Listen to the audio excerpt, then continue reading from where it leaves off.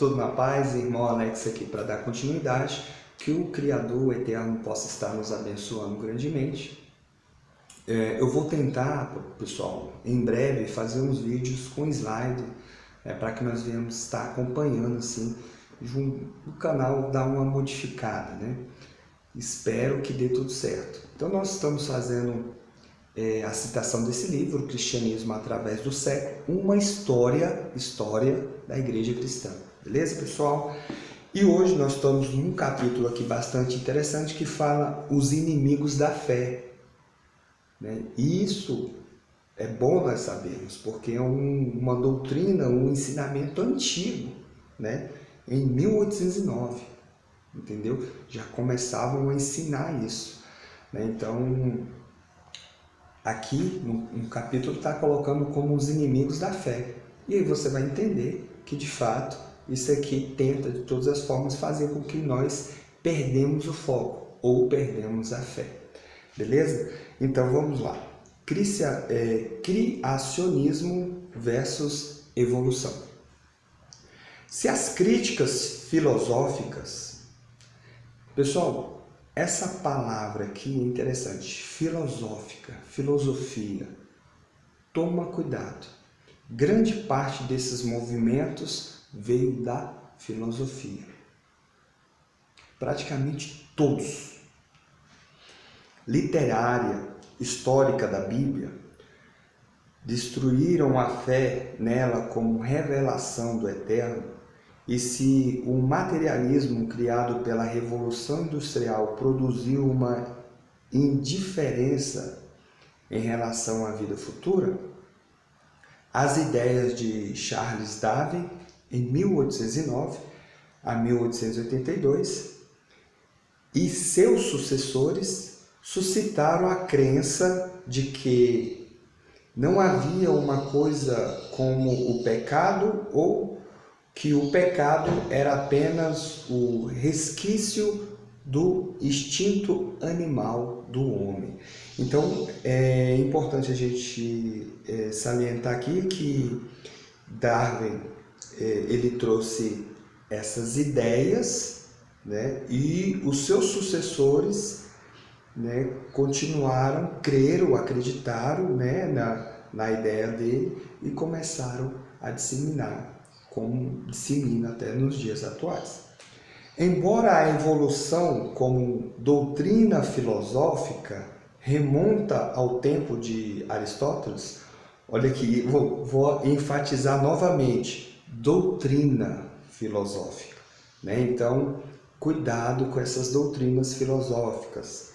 Ela é praticamente contrário a tudo o que vem do Criador, que vem do Eterno. Darwin foi o primeiro a lhe dar um aparente foro de cientificidade. Então, o Darwin foi o primeiro. Já era uma doutrina, já era um ensinamento que já estava sendo plantado ali, né? Desde Aristóteles. E aí Darwin, ele foi o primeiro a falar, não, isso aqui realmente é científico. Né? Começou ali a apresentar essa doutrina, né, esse ensinamento. A pessoa tem que ter fé para acreditar nisso aqui. Isso aqui é uma religião, pessoal. Darwin passou algum tempo estudando medicina e teologia antes de aparecer com suas inclinações naturalistas. Então, tu vê que o cara estudou teologia. Só que o que acontece? A teologia, ela saiu, né, ela foi desenvolvida dentro da Igreja Católica. Né? E, infelizmente, tinha muitos filósofos, né, que eles fizeram, né, com que estava ali dentro da Igreja Católica e eles influenciaram grandemente a teologia também. Por isso que nós temos que tomar muito cuidado. Uma viagem em redor do mundo, no Bergen, entre 1831 a 1836, convenceu de que as diferenças entre a vida animal e os fósseis nas terras e ilhas que visitou só podia ser compreendido pela evolução da biologia. Então, ele fazendo umas viagens, vendo alguns animais, né, mortos, ele falou que só podia ser compreendido pela evolução. O pensamento dele, a ideia dele. Seu livro, Origem das Espécies, em 1859, foi publicado depois de ver Alfredo Alice chegar a conclusões semelhantes independentemente.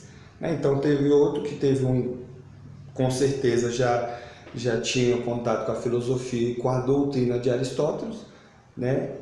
Em sua obra, Darwin defendia que a luta pela sobrevivência mantinha estática a população de várias espécies, de respeito e de a produção se fazer em progressão geométrica, às vezes em número muito maior que o essencial para a sobrevivência de espécies. Esse capítulo não ficou muito claro, deixa eu ler novamente. Em sua obra, Darwin defendia que a luta pela sobrevivência mantinha estática a população de várias espécies, a despeito de que a produção se faz em progressão geométrica, às vezes em número muito maior que o essencial para a sobrevivência de espécies. Nessa luta, alguns desenvolvem características que favorecem a sobrevivência através de um processo de ajustamento e adaptação ao ambiente. Essas características são perpetuadas pela seleção sexual, em que os machos e as fêmeas favorecidos se acasalam. Assim, somente os mais adaptados sobrevivem. Isso é a ideia dele, né? Ele supõe que a semelhança entre a estrutura corporal do homem e as dos animais provavam a sua teoria. Mas se esqueceu de que esta e outras semelhanças podem evidenciar o desígnio da parte do Criador em dar às suas criações estruturas corporais semelhantes por causa da semelhança do seu ambiente. Então ele desenvolvia um pensamento, só que ele esquecia, né, de outras ideias. É como se a teoria dele, né, os ensinamentos dele é limitado. Ele não pensava em outra forma, ele só levava só aquilo ali naquele pensamento. Darwin aplicou sua teoria ao homem em A Descendência do Homem, em 1871, provando que o homem está associado à vida animal através de tipos de ancestrais comuns. A ideia de Darwin de continuidade entre o homem e o animal é resumida como descendência com mudança. Essa interpretação se opõe ao conceito bíblico de criação especial pelo Criador, ou descontinuidade com estabilidade dos grupos assim criados. É interessante que a teoria dele, ela vai contrário ao que está na Bíblia, entendeu? Isso é interessante. Ao destacar a semelhança entre o homem e os animais, Darwin ignorou a singularidade do grande cérebro humano, a faculdade da fala, a memória, a consciência e a noção do Criador e a alma. Então ele ignorou vários fatores, né, para poder trazer essa teoria dele. Ele mesmo reconheceu que os 3 últimos elementos eram um problema para a sua teoria, né? Pelo menos isso, ele viu que realmente não tinha como continuar com essa teoria. O elo perdido que identificaria completamente o homem com os animais não foi descoberto. Ademais, o cruzamento entre muitos grupos é impossível. O uso da palavra hebraica bará para o ato da criação é usada tanto para os céus e a terra, como para os mamíferos e para o homem. Em Gênesis capítulo 1, no capítulo 21 e 27, ou no versículo 21 e 27. Do Criador diz que fez os grupos diferentes se produzirem segundo as suas espécies. É o que está na Bíblia. Então a teoria dele vai totalmente na contramão. Não faz sentido. Embora a teoria da evolução negue a criação direta do homem pelo Criador, o prejuízo maior veio da aplicação da teoria do desenvolvimento da religião, que o Criador e a Bíblia foram vistos como produtos evolutivos da consciência religiosa do homem. Está vendo como é um perigo para a fé? E os livros da Bíblia foram datados segundo essas perspectivas. A escatologia bíblica, na qual a perfeição só viria ao mundo por intervenção direta do Criador através da volta do Messias, foi substituída pela doutrina da evolucionista de um mundo que seria progressivamente melhorado pelo esforço humano. É que a gente vê que não tem fundamento, né? As coisas só estão piorando. Já que o homem não é culpado do pecado original, não haveria necessidade do Messias como Salvador. Tennyson deu expressão poética à evolução em seu poema autobiográfico, Em Memórias, em 1850. Com certeza teve pessoas naquele período que não deu crédito, viu que era falho, não tinha fundamento.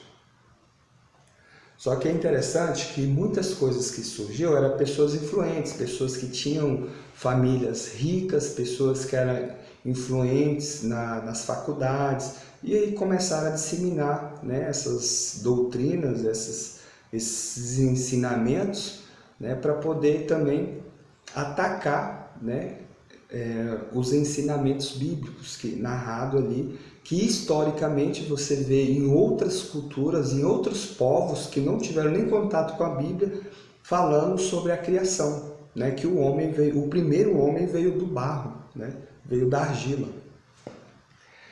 A evolução tem sido, esse aqui é um poema, né? A evolução tem sido usada também para justificar a ideia da superioridade racial, porque essa concepção se encaixa no conceito darwiniano da sobrevivência dos mais adaptos. Da sobrevivência dos mais aptos, né? A evolução é usada também para justificar a existência de qualquer fundamentos ou normas absolutas para a ética. Um bom comportamento é simplesmente aquele que cada geração julga melhor para a própria conduta da sociedade. A doutrina da evolução tem sido usada também para celebrar a guerra como a sobrevivência dos mais fortes. Todas essas conclusões têm passado a outros campos pela aplicação de uma teoria biológica, feita através do uso injustificado do argumento da analogia. Então tá aí mais umas informações sobre a teoria, né, da evolução, que você vê que é mais uma teoria inimiga da fé, inimiga da história, né? Então nós temos que tomar muito cuidado com essas doutrinas aí que é disseminado, principalmente nas escolas. Até nossas crianças já estão tendo contato com isso aqui, que é um perigo para a fé no Messias, para a fé no Criador. Beleza, pessoal? Fique na paz e um abraço do irmão Alex.